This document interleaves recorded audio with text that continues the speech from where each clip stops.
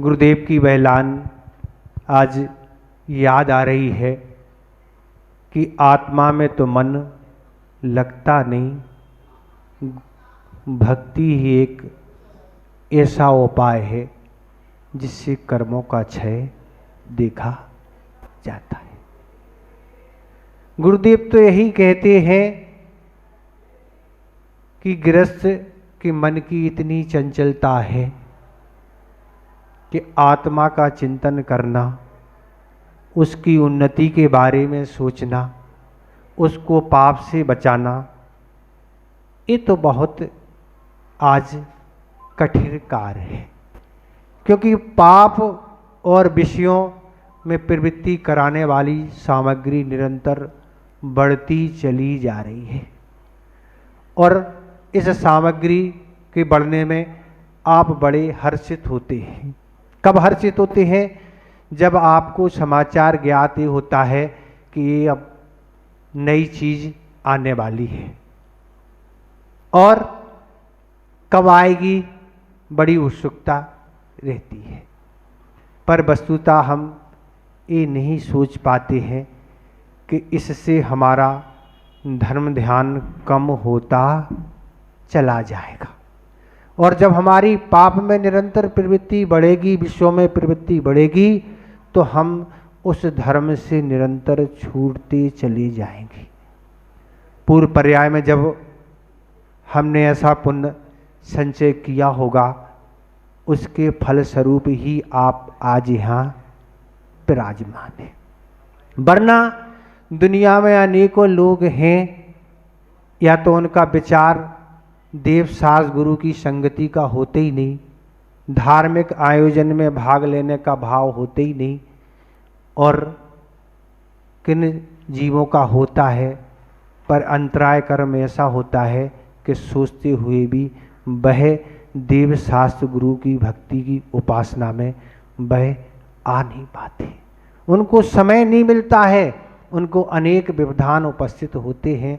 तो हम तो यही कहेंगे, बड़ा पुण्य का प्रबल उदय है आपका, जो आप इस अनुष्ठान में आपने भाग लिया। वरना दुनिया में सुबह से शाम और शाम से सुबह यूँ निकल जाता है, प्रत्येक दिन यूँ निकल रहा है। और हम अपने आप को बड़ा सौभाग्यशाली मान रहे हैं महाराज कि हमारे दिन निकलते जा रहे हैं। गुरुदेव ने तो यही कहा था, भैया समय को नहीं काटना है, कर्मों को काटना है। समय तो कट ही जाता है और कट ही रहा है। समय काटना कोई बड़ी बात नहीं, वह तो कट ही रहा है। अगर काटना है तो उन कर्मों को काटो जिनके कारण हम इस संसार में बने हुए हैं। और इस संसार में रहते हुए जन्म मरण की क्या है, जन्म मरण के दुखों से आज तक हमारा छुटकारा प्राप्त हुआ नहीं, और इसी परंपरा से चलेंगे तो कभी छुटकारा होने वाला नहीं है। हमारे रहते इस संसार में अनेकों आत्मा उस सिद्धत पर्याय को प्राप्त हो गई, पर हम अभी वहीं के वहीं बने हुए। कारण उसका ये है कि हमने उनकी ठीक से उपासना नहीं की, और उपासना की है तो टाइम पास जैसा कर लिया, समय निकाल लिया। तो आचार्यों का कहना ये है कि उस समय की कीमत समझो, कर्म समय को नहीं, कर्मों को काटना है। विचार करो, निरंतर आयु निकल रही है।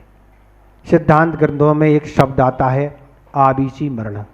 आबीची मरण का अर्थ होता है कि प्रत्येक समय हर जीव का मरण चल रहा है। प्रत्येक समय, क्योंकि मिली हुई आयु में से प्रत्येक समय निश्चित खिड़ते चले जा रहे हैं, अर्थात कम होते चले जा रहे हैं। जैसे आपको ग्लूकोज की बाटल डॉक्टर ने लगाई, अब उसमें से एक एक बूंद निरंतर निकल रही है।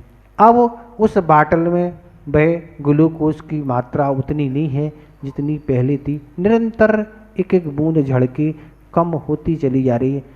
इसी तरह अपनी मिली हुई आयु जो है वह निरंतर कम होती चली जा रही है, पर संसारी प्राणी बहुत हर्षित हो रहा है।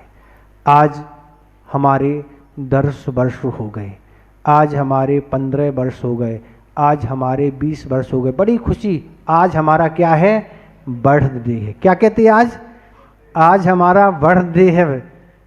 और लोग आशीर्वाद लेने आते हैं, जगह जगह लोग जाते हैं, बड़ा हर्षित होते हैं। आज हमारा क्या है, बर्थडे। हम भैया यही कहते, उस समय तो नहीं बोलते जिस समय आना होता, पर जब कभी भी प्रसंग बनता प्रवचन आदि क्लास का, तो हम भैया यही कहते हैं कि इन शब्दों में कुछ सुधार कर लो। आज हमारा बर्थडे नहीं बोलो, आज हमारा बर्थडे है। क्या बोलो, आज हमारा बर्थडे है। हमने 20 साल बिना धर्म के निकाल दिए, इसलिए वो 20 साल कहाँ चले गए, व्यर्थ में चले गए।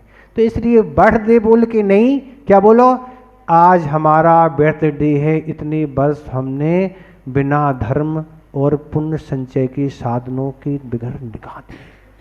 पर आज जो गमा दिया वह तो गमा दिया, पर आगामी जीवन को अगर हमें सुंदर बनाना है तो अब अपने जीवन को कुछ नियम संयम से जोड़ना होगा, कुछ पाप और विषय की प्रवृत्ति से हमको घटाना होगा।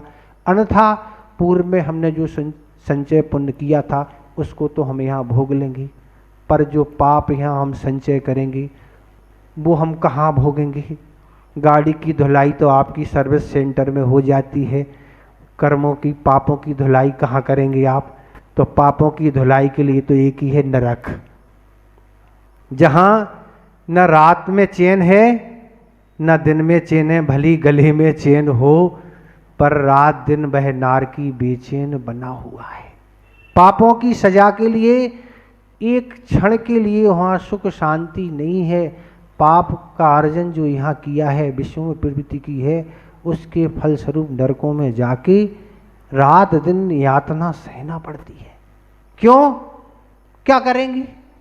तो ऐसे आचार्यों का कथन यही है कि अब अपने जीवन को कल्याण अगर बनाना है, अच्छा बनाना है, तो उस पुण्य संचय के लिए कुछ उपाय करना होगा। जो पाप में निरंतर प्रवृत्ति आपकी हो रही है, जो निरंतर विषय सामग्री बढ़ती जा रही है, आप प्रसन्न और हर्षित हो रहे हैं, उसमें हर्षित नहीं होके उन पुण्य कार्य से जुड़ के हर्षित होना चाहिए, तो आगामी जीवन अच्छा बनेगा। गुरुदेव यही कहते थे, आचार्य महाराज ने एक बार कहा था, भैया अच्छा व्यक्ति वही माना जाता है जो जब भी बाहर जाता है अपने साथ कलेवा रख ले जाता। बुंदेलखंडी भाषा है, आचार्य महाराज बोलते थे कि कलेवा साथ में, आपकी भाषा में यही कहेंगे कि भोजन साथ में वह रख लेता है, कि जैसे ही टाइम हुआ भोजन का उसको खोला और भोजन प्रारंभ कर दिया। अब होटल और दुनिया के स्थानों देखने की आवश्यकता नहीं है। तो इसी तरह अगर आपने पुण्य रूपी कलेवा को बांधा है, पुण्य का आपने संचय किया है, तो आपको कोई याद करने की जरूरत नहीं है। वह पुण्य किया हुआ पुण्य संचय हर जगह काम में आएगा, सिर्फ नरकों को छोड़ के। नरकों में पुण्य का कोई काम नहीं होता, वहाँ तो पापों का ही काम है। सिद्धांत ग्रंथों में तो ऐसा आता है, भली आपने जीवन भर यहाँ पुण्य संचय किया है, अगर नरक आयु का बंद कर लिया तो वह पुण्य भी पाप रूप में उदय में आएगा। है क्षेत्र ही ऐसा है, वहाँ कोई व्यवस्था नहीं। वह पाप क्या है और वह पुण्य क्या है, पाप रूप में ही उदय में आना है। और अगर आपने पाप भी किया यहाँ पर देव आयु का बंद कर लिया तो वह पाप भी पुण्य रूप में उदय में आए। क्यों, वहाँ क्षेत्र अच्छा है। तो ये सारी स्थितियाँ घटित होती हैं। इसलिए आचार्य महाराज कहते हैं, जिस तरह कलेवा खोल के आप ग्रहण करते हैं, इसी तरह पुण्य का आपने अगर यहाँ संचय किया है तो आप जहाँ कहीं पहुँचेंगे, मनुष्यों में, देवों में, तिरिंचों में, तो वह पुण्य आपका साथ देगा और पुण्य आपका ऐसा सहयोग करेगा कि आप अच्छी सी धर्म ध्यान कर सकेंगे, अच्छी सी सुख सुविधा के साथ रह सकेंगे। अन्यथा वह पाप ही आएगा। अगर उदय में पुण्य नहीं किया तो आप बहुत परेशान हो जाएंगे। तो इस तरह ये साधन निरंतर बढ़ रहे हैं और हर्षित हो रहे हैं। अब सब साधनों की जगह तो एक ही साधन आ गया है। क्या साधन आ गया है? मोबाइल आ गया है, जिसमें सब कुछ है। क्या है? सब कुछ है। बस खोटे मन की एक जरूरत है, और वह खोटा मन अगर जिसके पास है तो काम हो गया। क्या काम हो गया? दुर्गति की आयु का अगर बंद हो गया खोटे परिणामों से, तो दुर्गति में तो जाना ही होता है। यहाँ की ट्रेन की जो आपकी रिजर्वेशन की टिकट है वह सो कैंसिल हो जाती है, पर सिद्धांत ग्रंथों का कथन है कि एक बार जिस भी आयु का बंद हो गया वह कैंसिल नहीं होता। उस आयु को तो भोगना ही पड़ता, वहाँ तो जाना ही पड़ता। ये सिद्धांत है। कम अधिक तो हो सकती है, पर जिस आयु का एक बार बंद हो गया, नरक आयु का बंद हो गया, तो जाना ही पड़ेगा। कैंसिल वहाँ कोई नहीं होती, चाहे नरक आयु हो और चाहे मनुष्य तिर्यंच देव कोई भी हो, कैंसिल नहीं होती। तो इसलिए ऐसे खोटे परिणामों के द्वारा ऐसे कार्य हो जाते हैं महाराज। हार्ट क्या है जी? काला पीपल। यहाँ पहली बार ही हमने नाम सुना, कभी आज तक नहीं सुना काला पीपल कहाँ है, कौन सा स्थान कहाँ है, पर गुरुदेव की कृपा आप सब पर हुई है। देखो आचार्य महाराज कितना ध्यान रखते, भली अपन से कितनी दूर बैठे हैं, भली उनका काला पीपल कभी आना नहीं हुआ।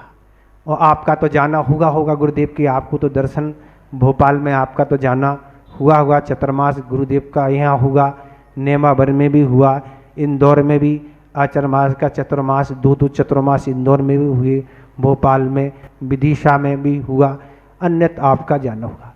पर गुरुदेव कहीं भी रहें, पर जो भी भक्तगण हैं, जो भी श्रद्धालु हैं, उनका सभी का ध्यान रखते। और विशेष संकेत तो इस तरह के गुरुदेव ने दिए कि भैया सबको लाभ देते हुए ही जाना है, जल्दी जल्दी नहीं पहुंचना। पहुंचने को तो 8 दिन में भी पहुंच सकते थे, कोई बड़ी बात नहीं, पर आप तो बहुत होशियार हैं। कल महाराज जी प्रवचन में कह रहे थे काला पीपल वाले बड़े चतुर हैं। क्या हैं? बड़े चतुर हैं। पहले तो देखते रहे, और जब जाने का समय आया तो धीरे से कुछ कह दिया, और कहने से उस समय में वृद्धि हो गई। 11 तारीख को यहाँ से निकलना ही था, पक्का था बिल्कुल, पर कुछ आपको बोनस और मिल गया। अब बोनस का आप क्या लाभ ले पाएंगे, क्या लाभ आप उठा रहे हैं, वो तो आप ही समझे, क्योंकि ज़िंदगी तो यूँ निकल जाएगी। ज़िंदगी निकलने में कोई बाधा नहीं, और मनुष्य और तिर्यंचों के अकाल मरण होने में कोई बाधा नहीं है। देव और नारकी का तो अकाल मरण नहीं होती है। जो भी आयु मिलती है वह पूर्ण रूप से देव और नारकी उनको भुगते हैं, पर मनुष्य और तिर्यंच जरूरी नहीं जो आयु मिले वह पूर्ण भोगें। कभी भी अकाल मरण हो सकता है। आज आप दुनिया में देख रहे हैं कि अनेकों व्यक्तियों की आयु निरंतर क्या हो रही है? अकाल मरण की ओर जा रही है। अटैक आ गया, गए कहाँ? 30 वर्ष की हैं, 20 ही की हैं, 40 की, चले गए। कब चले गए? चले गए पता ही नहीं, सोते सोते चले गए। इसलिए ऐसी घटनाएं ना घटें, ऐसे अवसर ना आए। इसलिए अपने जीवन में ऐसा पुण्य संचय करें, ऐसा पुण्य संचय करें कि आगामी जीवन हमारा अच्छी जगह व्यतीत हो, पुण्य हम लेके जाएं, और वहाँ के पुण्य के अर्जन से और पुण्य का संचय करते हुए हम अपने आगामी जीवन को सुंदर बनाएं। आप पंच परमेष्ठी की आराधना के अनुष्ठान में बैठे हैं, और पंच परमेष्ठी की आराधना एक ऐसी आराधना है कि जिस आराधना के फलस्वरूप वह स्वयं पंच परमेष्ठी बन जाता है। आचार्य पूज्यपाद महाराज ने समाधि तंत्र में एक श्लोक लिखा। उन्होंने यही लिखा है कि जिस प्रकार दीपक की आराधना करने वाली बाती वह दीपक स्वरूप हो जाती है, दीपक की आराधना करने वाली वह बाती वह भी दीपक बन जाती है। जो दीपक है अभी उसमें कोई अग्नि का संयोग नहीं है, अभी केवल रखी हुई है, पर अग्नि का जैसे ही संयोग होता है वह बाती भी दीपक के स्वरूप हो जाती। इसी तरह वह भक्त, वह संसारी प्राणी पंच परमेष्टि की उपासना करके वह भी परमात्मा स्वरूप बन जाता है। क्या कह रहे आचार्य पूज्यपाद महाराज? वह भक्त जो केवल उपासना कर रहा है, इनकी पंच परमेष्टि की आराधना कर रहा है, उसके वह फल स्वरूप क्या हो गया? स्वयं पंच परमेष्टि अर्थात वही स्वयं अरहंत और सिद्ध बन जाता है। हम तो यही कहते हैं भैया, भगवान बनना कोई बड़ी बात नहीं है। जब अंजन चोर भगवान बन सकता है, सिद्ध बन सकता, तो आप तो कोई चोर है नहीं ना। आप तो काला पीपल वाले हैं, कोई चोर नगर के तो है नहीं रहने वाले। आप तो सभी साहूकार और ईमानदार हैं लोग हैं। तो जब अंजन चोर भी सिद्धत पर्याय को प्राप्त हो सकता है, तो आप तो चोर नहीं ईमानदार हैं, तो आप तो बहुत जल्दी उस सिद्धत पर्याय को प्राप्त कर सकते हैं। कोई ज़्यादा कठिन नहीं है।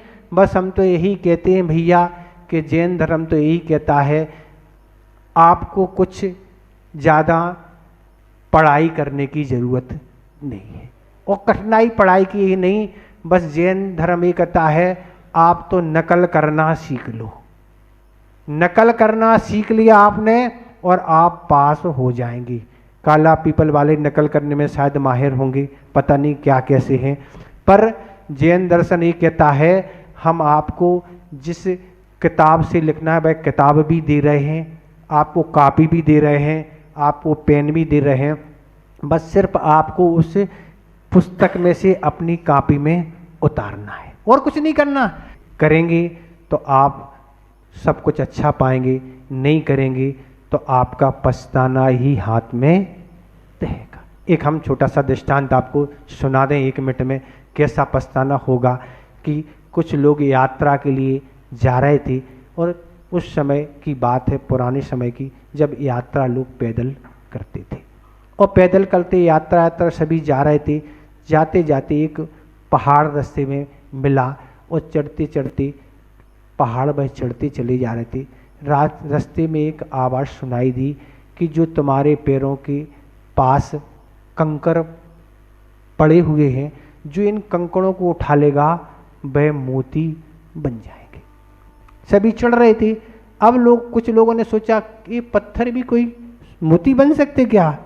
तो कुछ लोगों ने तो उठाए नहीं, पर कुछ लोगों ने वह कंकड़ उठा लिए, और वह कंकड़ जैसे ही उन्होंने अपने जेब के अंदर रखे, और जैसे ही वह आगे बढ़े देखा वह वास्तव में कंकड़ भी मोती बन गए। तो जिन्होंने नहीं उठाए थे वह भी पछता रहे हैं, और जिन्होंने उठाए हैं वह भी पछता रहे हैं। क्यों पछता रहे हैं? जिन्होंने उठाए थे वो इसलिए पछता रहे हैं कि भैया कम ही उठा पाए, ज़्यादा उठा लेते तो बहुत लाभ होता, और नहीं उठाने वाले इसी पछता रहे कि भैया हम तो ठग गए, हम सोच रहे थे कि ये तो कुछ नहीं होगा।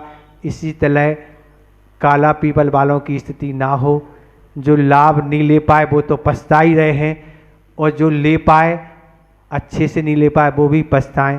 उन पछतानों में आपका नाम ना आ जाए, इसलिए इतने ही हम पर्याप्त समझते हैं। अहिंसा परमो धर्म की।